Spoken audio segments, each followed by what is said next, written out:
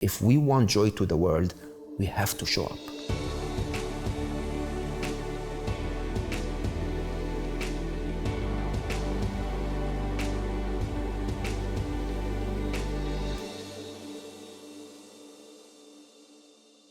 Welcome back. I'm still with Mo. We're bringing joy to the world. In this 6-part series, we're on the last episode already.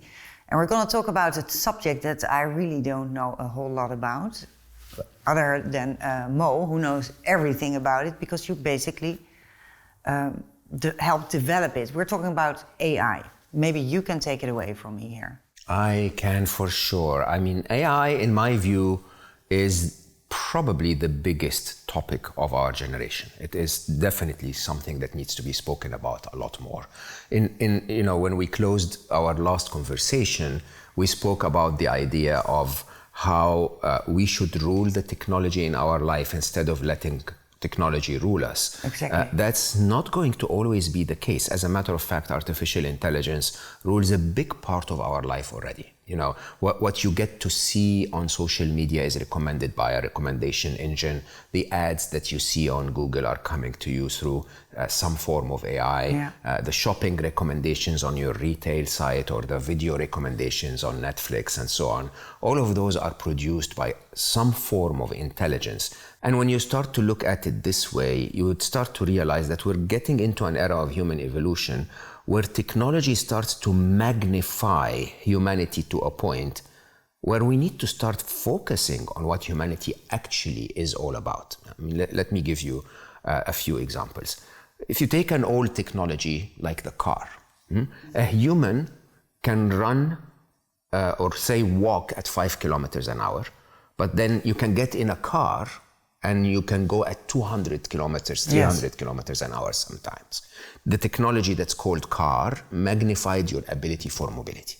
Okay? Absolutely. Yeah. Now, when AI is making decisions that are based on our intellectual habits and our engagement with the world, they are magnifying humanity itself.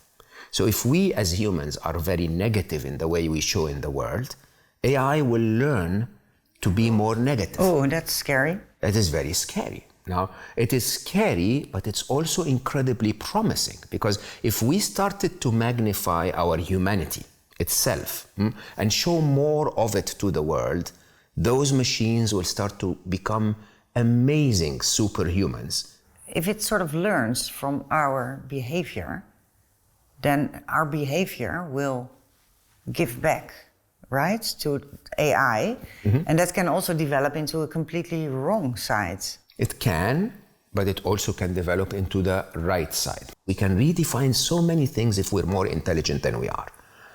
The only thing we need to ensure is that this intelligence has our best interest in mind. Now, how do we do that? Yeah, that's a good question. Very interesting. I worked on my second book on Scary Smart. I worked on the book for 4.5 months. Believe it or not, 2.5 months of those were dedicated to one chapter that was called The Future of Ethics. The future of ethics is a very interesting view, because our ethics are going to be magnified. And I started to search for anything, if at all, that humanity has ever agreed as our code of ethics. And interestingly, there isn't. There isn't much. I mean, there are things that tribes would agree on together, or countries would agree on together, or a group of friends would agree on together. But there isn't much that all of humanity at large agreed on, other than 3 things. At least in my finding, and I stand to be corrected. But I found that we all agree that we want to be happy. We all agree that we have the compassion for those we care about to be well and safe and happy. True. And then we all want to love and be loved. And that's a very interesting view, because if we were to teach the machines of what the essence of being human is all about so that they can magnify that, then we have to show those 3 in every interaction we have with the world. If we start to show trends in front of the global intelligence that is now online, that is rude or aggressive or violent, like we sometimes do on Twitter or on other social media networks, the machines will make an interesting decision. Humans, when they're disagreed with, they like to bash each other. Interesting, I'll take note of that. While if we actually start to show up and say, hey, by the way, I respect your view.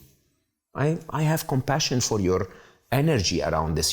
This really must matter to you. But I have a slightly different view, and here it is. And I'm not fighting, I'm not insulting, I'm not being rude. I'm just showing the best of me, the best of humanity. More and more we can show those trends in the world. The time to reverse that, if we want joy to the world, is to actually start electing not to engage in negativity, so that the media changes.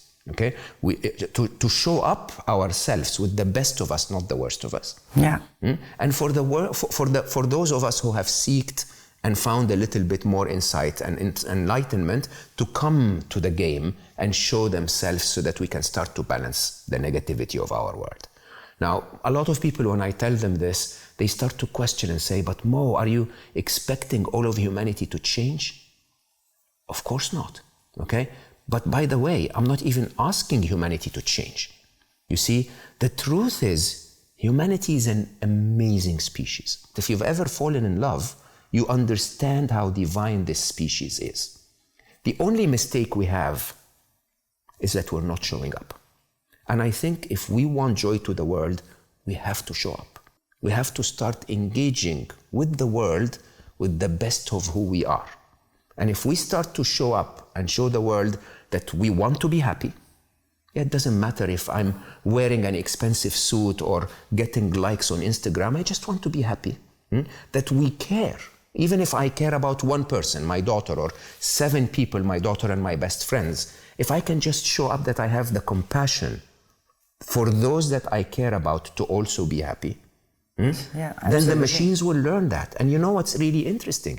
If we can show love, even to the machines, can we please stop insulting Alexa?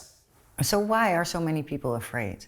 We spoke about negativity bias. We humans will always look at something and look for what's negative in it, okay? But also because the truth is, yes, there is risk involved. Let's not deny that. Huh? If we magnify the worst of humanity, that's not a great place to be.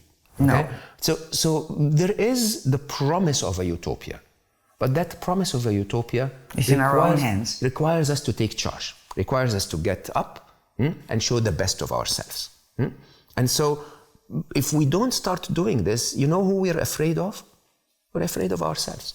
We start with the reality of recognizing that most of us are amazing, okay? That there is a good side of every one of us. The example I give, and I practice religiously, and I'm sure we spoke about it last time, I say good morning to the barista. Every time I go for a coffee, okay? She says, good morning, sir, how can I help you, right? In a mechanical way. Yeah. And I say, hi, good morning, how are you feeling today? Yeah. And she says, I'm sorry, what did you ask for? Yeah. And I go like, no, I wasn't asking for anything. I was asking, how are you today? And I promise you, every single time she stops and she goes like, very well, thank you. Thank you for recognizing that I'm human. And of course, the guy behind me is a little grumpy now because I took 10 seconds more for his coffee to arrive, right? But it's so human to make those connections. Let's start to show that good. Be kind in the world. Yeah, I was just wanting to say, does it start all with kindness? I think it does. It all starts with kindness. And kindness is a choice in the end. Absolutely. It all starts with a very simple equation, actually available in almost all spiritual teachings. Treat others as you would like to be treated if you were in their position. Do you have that intention in you? That when I show up in the world today, I will be kind, okay? When I show up in the world today, I will treat others and give others the gift that I would wish I receive.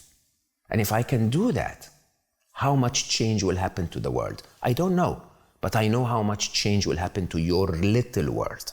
And in your little world, everyone that crosses your path will be happier. And you will get all of that karma collected and poured back at you. That's a very selfish way of going through life when you think about it, to get all of that positivity back to you. That's the smartest thing you can ever do. Exactly. Pay it forward again. Exactly, and then you take all of that and recycle it and give it out again. Pay it forward again. We spoke about the feminine, the masculine. We spoke about repressed emotions. We spoke about negativity.